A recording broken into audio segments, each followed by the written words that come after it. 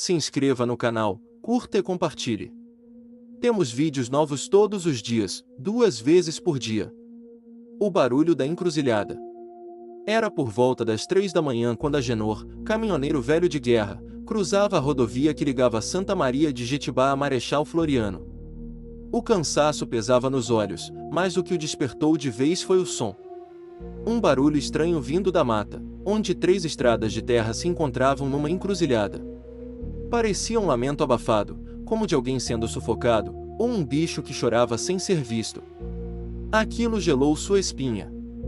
Agenor parou o caminhão no acostamento, desceu com a lanterna na mão e tentou enxergar algo além da escuridão. O som parou por alguns segundos, como se sentisse sua presença. Depois recomeçou, mais alto. Dessa vez, era como uma risada engasgada, feita de dor e escárnio. O vento soprou frio, levantando poeira e folhas secas.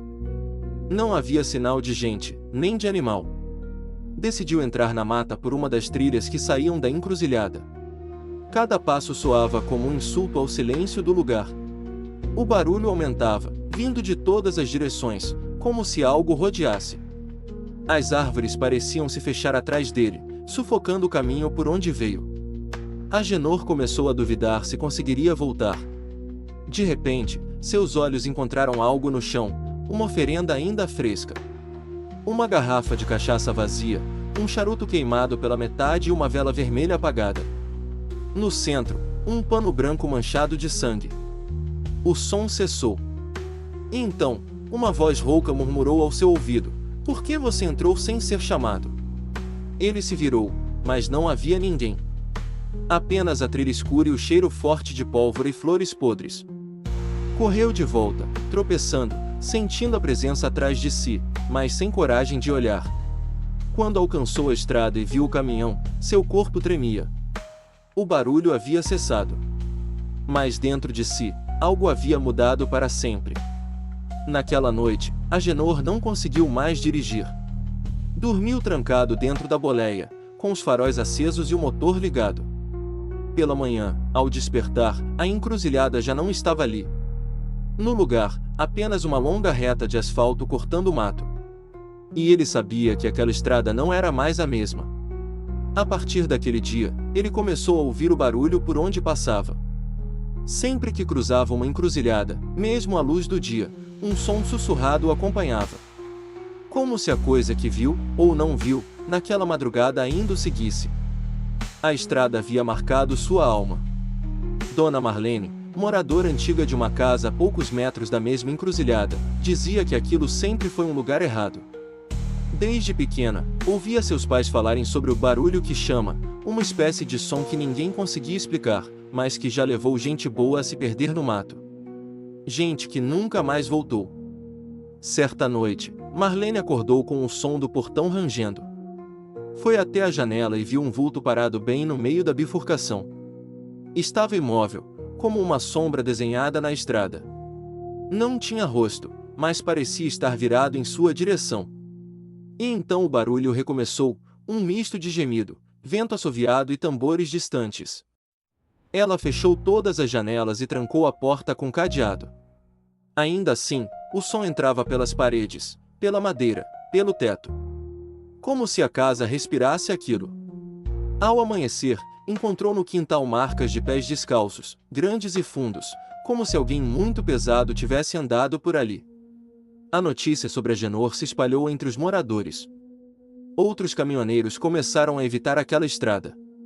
Quem se arriscava, jurava ter escutado alguém chamando pelo nome, mesmo sem ninguém por perto. Um deles, Valmir, abandonou a profissão após ver o próprio reflexo sorrir para ele no espelho retrovisor, mas o sorriso não era seu. Um grupo de curiosos tentou fazer uma live no local para desmentir os rumores. Levaram equipamentos, luzes, câmera. Mas a transmissão caiu assim que pisaram na terra da encruzilhada. O vídeo recuperado mostrava os jovens andando em círculos, falando palavras sem sentido. Um deles repetia: "Eu fui chamado, eu fui chamado." No dia seguinte, 3 deles estavam com febre alta e olhos completamente vermelhos, como se algo os tivesse queimado por dentro. O quarto desapareceu no mato e só foi encontrado uma semana depois, nu e sem memória. Ainda hoje, ele vive em silêncio, desenhando cruzes nas paredes do Hospital Psiquiátrico de Cariacica. Dona Marlene passou a deixar sal grosso na porta e nunca mais saiu de casa à noite. Diz que às vezes escuta os barulhos de novo, mas reza até eles irem embora. Aquilo lá é coisa de gente que mexeu com o que não devia, ela diz. A estrada é deles agora. Ninguém ousa perguntar quem são eles. O historiador local, professor Érico, ouviu os relatos e decidiu investigar. Especialista em rituais antigos trazidos por escravizados e colonos europeus, logo identificou padrões nos relatos. A encruzilhada estava localizada num antigo ponto de despacho espiritual, usado por mais de 200 anos em cerimônias que misturavam fé, dor e promessa de vingança.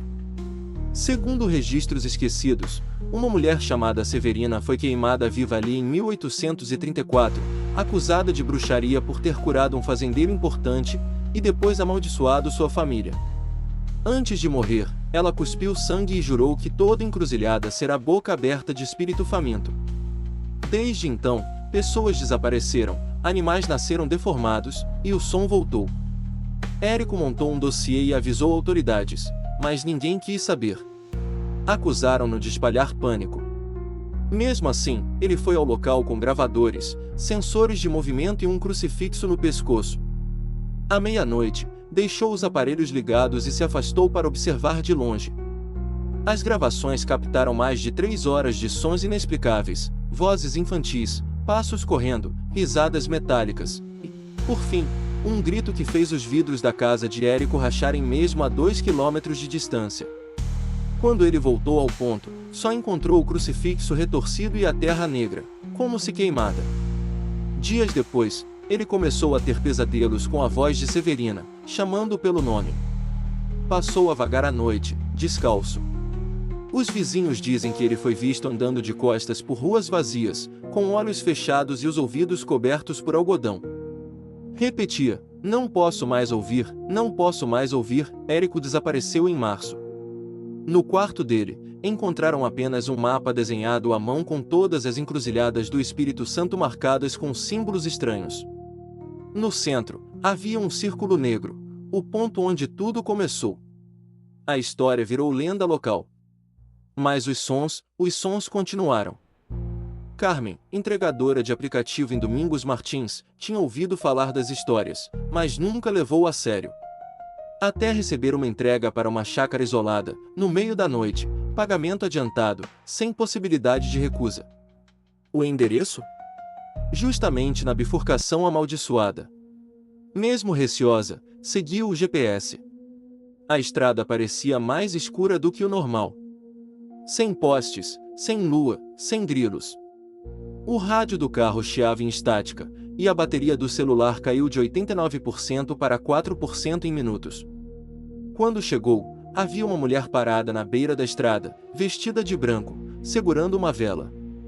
Carmen freou bruscamente. A mulher apenas sorriu e disse: "Chegou na hora certa." E então o barulho recomeçou. Um som baixo, como uma batida de coração enterrado no chão. Carmen tentou dar ré, mas o carro não respondia. Olhou no retrovisor e viu vultos se aproximando pela estrada. Desceu e correu para o mato, deixando tudo para trás. No escuro, a respiração das coisas a seguia. Tropeçou, rolou, cortou o braço, mas não parou. Quando saiu na estrada de novo, tudo estava quieto. O carro havia sumido.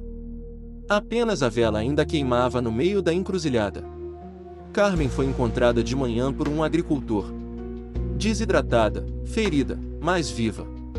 Desde então, recusa-se a passar perto de qualquer cruzamento. Dorme com fones de ouvido tocando música alta. Mas em certos momentos, diz que ainda escuta, no fundo da música, o mesmo barulho daquela noite. Ela nunca mais fez entregas noturnas. E nunca mais falou o nome da mulher de branco. Hoje, a encruzilhada já não aparece nos mapas. Quem tenta colocar o ponto no GPS é levado para lugares diferentes. Alguns encontram a mata fechada, outros uma estrada abandonada. Mas os barulhos, eles persistem. E quem escuta, nunca mais é o mesmo. um padre tentou exorcizar o local. Levou água benta, velas e cânticos. Mas foi encontrado em transe, repetindo frases em línguas antigas. Seu diário, recuperado depois, dizia: aqui, o inferno toca flauta e ri dos homens de fé. Ninguém mais tentou algo parecido. Há relatos de que Severina ainda vive naquela terra. Não em carne, mas em som. Uma entidade que se alimenta da escuta, da atenção, da curiosidade. Quando você para ouvir, mesmo por um segundo, ela entra. E se instala. Alguns dizem que ela agora alcança além do Espírito Santo. Que outras encruzilhadas, em outros estados, começaram a emitir o mesmo som. Talvez seja tarde para impedir. Talvez tudo o que possamos fazer é ignorar. Mas é impossível esquecer. Se algum dia você estiver sozinho numa estrada e escutar um som que não deveria estar ali, não pare. Não olhe para os lados. E, acima de tudo, não responda. Porque quem responde é chamado. Se você sente que essa história merece continuar sendo contada, considere nos apoiar no Apoia-se. Com sua ajuda, podemos trazer mais histórias sombrias como esta à tona, explorando os mistérios que assombram nossa imaginação. https://apoia.se/aleatoriode. Faça parte do nosso grupo secreto do Telegram, faça sua carteirinha de fã enviando um e-mail com o nome completo e foto para o e-mail aleatoriodoriginal@gmail.com.